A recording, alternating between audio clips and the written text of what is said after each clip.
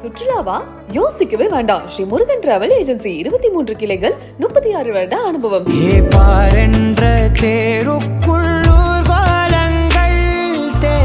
சொந்தம் ஆனால் தான் என்ன சொல், மழை காற்று மான் குட்டி போலே சுயமின்றி வாழ்வான் மண் மேலே.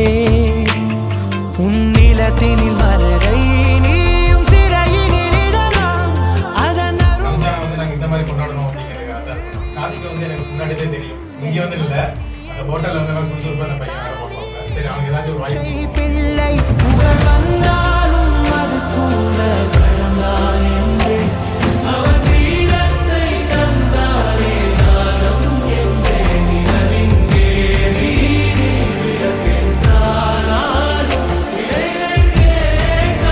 அடடா, இதல்லவா ஈகை திருநாள். சில தினங்களுக்கு முன்பு கணவரை இழந்துவிட்ட இஸ்லாமிய பெண் வறுமை நிலையில் வாடிக்கொண்டிருந்த போது ரமலான் வந்துவிட்டது. அந்த குடும்பத்தில் உள்ள அனைவருக்கும் அனைத்து மதத்தினரும் சேர்ந்து புத்தாடைகள், அரிசி, மளிகை பொருட்கள் வாங்கி சீர்வரிசையாக எடுத்து வந்து கொடுத்து அந்த குடும்பத்தினருக்கு பிரியாணி விருந்தளித்து மகிழ்வித்திருக்கிறார்கள்.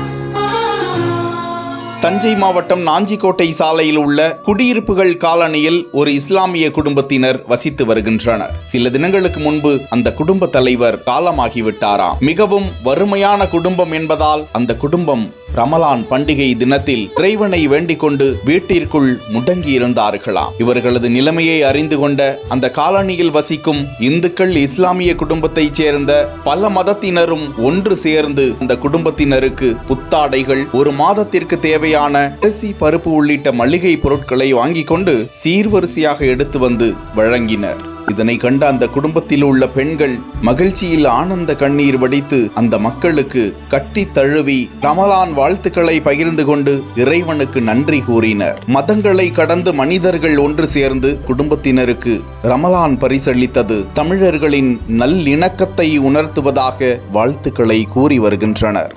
சுற்றுலாவா? யோசிக்கவே வேண்டாம். ஸ்ரீ முருகன் டிராவல் ஏஜென்சி 23 கிளைகள், 36 வருட அனுபவம்.